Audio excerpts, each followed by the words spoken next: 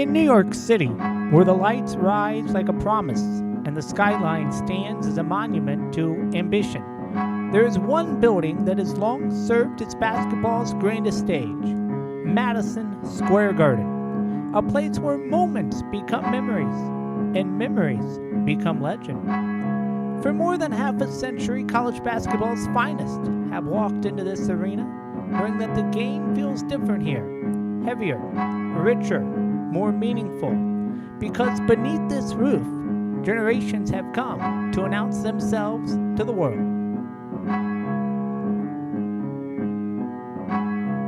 Tonight, the tradition continues. First, number 12 Kentucky, young, fast, electric, stepping onto this floor carrying the long shadow of a blue blood program. Beside them, number 17 Michigan State, disciplined, hardened, built on toughness and trust, the unmistakable signature of Tom Izzo. And later, the night grows even longer. Number 5 Duke, precise, poised, polished, a team that thrives under pressure. Opposing them, number 24 Kansas, athletic, fearless, and always uncompromising under the bright lights. 4 teams, 4 proud histories, 1 iconic stage. On a November night in Manhattan, the Garden once again becomes the place where early season contests turn into lasting chapters. So, from the heart of New York, welcome to college basketball's most sacred theater. Welcome to the Garden. And greetings from our Temecula studios. Welcome to the Hardwood Report. I'm Ryder Bullock. Busy day in basketball, but we're so glad you are with us for this Tuesday night college basketball showcase. College basketball's biggest stage becomes its brightest spotlight because when you're playing at Madison Square Garden, you're not just playing another game, you're stepping into history. 2 games, 4 ranked teams, 1 incredible night in New York City. And it begins with a matchup featuring 2 programs who treat Final Fours the way the rest of us treat family reunions, tradition, expectation, and a little bit of pressure. Number 12 Kentucky coming in at 3-1, young, fast, and scoring in bunches. 84 points per game last season. Their non-conference resume nearly spotless at 13-2. But tonight they face a Michigan State team that knows exactly how to win early season showdowns. The number 17 Spartans arrive at 3-0, fresh off a 30-win season, and one of the toughest, most disciplined defenses Tom Izzo has ever coached. They shoot it well. They rebound it better. And as usual, Izzo's teams don't blink under the bright lights. The odds makers have Kentucky favored by 5.5. The total sits at 153.5. But if history tells us anything, it's this: Kentucky, Michigan State games rarely go as predicted. And after that, the nightcap is nothing short of a heavyweight bout. Number 5 Duke, unbeaten at 4-0, a team that piled up 35 wins last year and did it with precision, nearly 17 assists a night on one of the most efficient offenses in the country. They will square off with number 24 Kansas, still one of the sport's most athletic and aggressive groups. The Jayhawks forced steals, swatted shots, and held teams to 1 shot more often than not. Blue Devils favored by 10.5, the over-under at 150.5. But these uniforms on the floor expect fireworks. More on those games in a moment, but here is what's trending in college basketball. The preseason race for the Wooden Award is stacked with one of the most decorated freshman classes in years. Kansas star Darian Peterson, BYU's A.J. Dibanasta, and Duke standout Cameron Boozer headlined the 50-player watch list, with all 3 projected as top NBA draft picks. This year's list includes 9 freshmen, up significantly from last season, and features several high-impact veterans as well, including Purdue's Braden Smith, the preseason favorite, while Smith leads the number 1 team in the country and aims to continue Purdue's recent Wooden Award streak. The buzz centers on this year's elite newcomers. That's Arizona's Koa Pete, North Carolina's Caleb Wilson, and Arkansas's Darius Acuff Jr., Tennessee's Nate Ament, and Louisville's Mikael Brown Jr. all enter the season poised to challenge for top honors. Players may be added throughout the year, with Arkansas's Malik Thomas and Houston's Kingston Flemings already emerging as breakout candidates. Some injury news to report. Kansas has confirmed that freshman phenom Darian Peterson will miss the Champions Classic matchup with number 5 Duke to a hamstring strain. Peterson, projected as our number 1 pick for the 2026 NBA Draft, has already flashed elite ability, including a 21-point exhibition debut. His absence dampens the marquee showdown at Madison Square Garden, where Duke features its own trio of projected first-rounders led by Cameron Boozer. Kansas will, however, lean on Flory Badinga and Trey White as Peterson continues to be evaluated. NBA legend Michael Jordan has donated $10 million to Novant Health New Hanover Regional Medical Center in Wilmington, North Carolina. The gift will establish the Dolores Jordan Neuroscience Institute, honoring his mother and expanding access to advanced neurological care.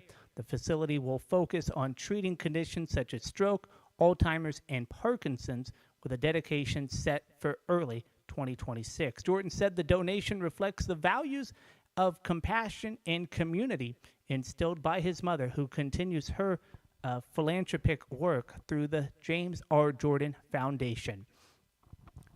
So Kentucky once again takes center stage on college basketball's biggest early season platform. We pause to look at the man now carrying one of the sport's most iconic torches. Mark Pope's journey back to Lexington isn't just a homecoming, it's a continuation of a life shaped by competition, reinvention, and a relentless pursuit of excellence. His story is one of unexpected turns, unwavering belief, and a connection to Kentucky that runs deeper than the banners hanging above Rupp Arena.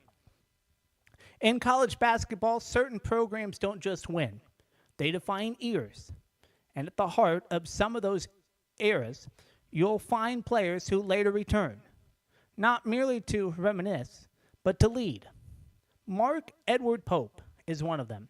Born on September 11, 1972, Pope began his rise far from the bluegrass, starting at Newport High School in Bellevue, Washington. At Washington, he was the Pac-10 Freshman of the Year at 6'10", forward with energy, intelligence, and a feel for the game that belied his years. But density had other plans, and they led him to Lexington. After transferring to Kentucky, Pope sat out a season, then proceeded to play every game for the Wildcats over the next 2 years. He was more than a contributor. He was a captain, a steadying force on that 1996 national championship team, one of the most dominant squads of the modern era. His professional playing career took him to Indiana, Milwaukee, Denver, and overseas. 6 NBA seasons and nearly a decade in the game taught him the lessons that would follow him long after he hung up the jersey. And then came the twist few expected: medical school, Columbia University, a path toward medicine, until basketball called again. And Pope answered. From Georgia to Wake Forest, then to BYU as an assistant, his ascent was steady. At Utah Valley, he took a modest program and built it up brick by brick. 12 wins, then 17, then 23, then 25. 3 straight postseason appearances. A coach's signature is beginning to emerge. Pace, precision, and positivity backed by accountability. At BYU, Pope's energy became his trademark. 24 wins his first season, national rankings, and offense among the most efficient in the nation. And across 5 years, more than 100 victories. Players loved him. Fans embraced him. Opponents respected him. But Kentucky? That's different. That's pressure wrapped in tradition. The expectation forged in championship gold. Kentuckians don't simply want to win. They expect to matter. And Pope, a champion of 1996, understood the responsibility from the moment he walked back into Rupp Arena as the 23rd head coach in program history. His debut, a 41-point win, fittingly the number he once wore. His first major showdown, a victory over Duke, Kentucky's most familiar postseason foil. And just like that, the Wildcats under Pope looked familiar, fast, tough, together. The characteristics of a team he once led as a captain. Through all of it, the international playing career, the medical textbooks, the late nights breaking down film, the rebuilding jobs, the returns to March, Mark Pope has remained grounded by one constant, a belief that basketball, at its best, is played with joy and connection. Now, as he guides the program he once helped lead to a national title, he does so not as a symbol of Kentucky's past, but as a steward of Kentucky's future. 4 daughters at home, a wife whose own ties to the game run deep, a coach whose energy is as contagious as ever, and a fan base ready to follow him anywhere, as long as he leads back to the final weekend in April. Mark Pope doesn't just come home. He came back to build. And there's no doubt, Mark Pope's story is still being written. Kentucky fans know the expectations, and so does he. The banner he helped raise as a player now serves as the standard he chases as a coach. Champions Classic Night, Madison Square Garden, a doubleheader featuring 4 of the sport's biggest brands. And listen, we've had 12 games in the past 6 editions, and only one was a single-digit game. They've been blowouts. So you're probably asking, Ryder, can we finally get 2 close ones? We'll see. But I'll tell you right now, both matchups have all the ingredients. Let me set the table on this. Kentucky's fast, not careless fast, but pace with purpose fast. KenPom has him 83rd in adjusted tempo. That's where they live. They need to run. They need clean defensive stops to get shooters set early. Colin Chandler, 57% from 3. He needs that pace. Owe, they need space. Aberdeen, his teammate, they will need space, they will need lanes, and they need transition opportunities. But here's the problem. They were terrible defensively against Louisville. Awful. Louisville put them in a pick and roll hell. Isolation breakdown after isolation breakdown. They gave up 29 to Mikael Brown Jr. The tape is ugly. And Michigan State, they're not Louisville in terms of explosive one-on-one talent, but they have enough to punish bad defense, and they have something else.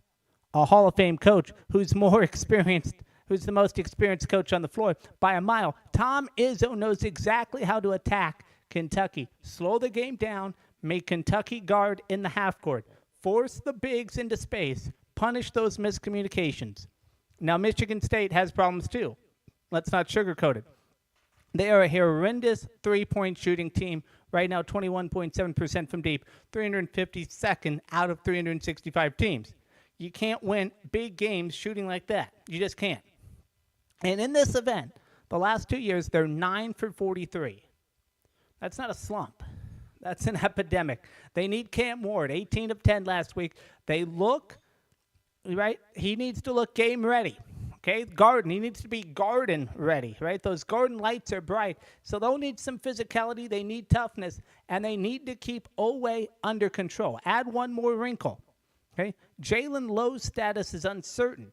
If Aberdeen, the team's best defender, is forced into foul trouble early, this game changes fast. Here's tonight's keys to the game for Kentucky, Michigan State. Number 1, Kentucky's half-court defense must show up. If Kentucky defends like they defended against Louisville, they will lose, period. Number 2, Michigan State must survive the pace. Kentucky wants a track meet. Michigan State wants a street fight. Whoever controls tempo controls the night. And finally, Michigan State's shooting cannot be catastrophic. They don't need 40%. They need to be, okay, they don't need 40%. They need to not be awful, though. If they shoot 20% again, they're done. Okay? That's the deal. Michigan State's shooting is just too unreliable right now. Kentucky's pace, their spacing, their shot creation, I don't know. It travels. Here's tonight's pick and play. I like Kentucky at 4.5. I think they control the under. I think they control the under at 153.5. They control the second half and pull away late. So Kentucky at 4.5, under 153.5. Michigan State will try to slow the game enough to keep it from becoming a full track meet, but I don't think they have enough shooting percentage to beat a powerful Kentucky squad. That'll do it for us. We will see you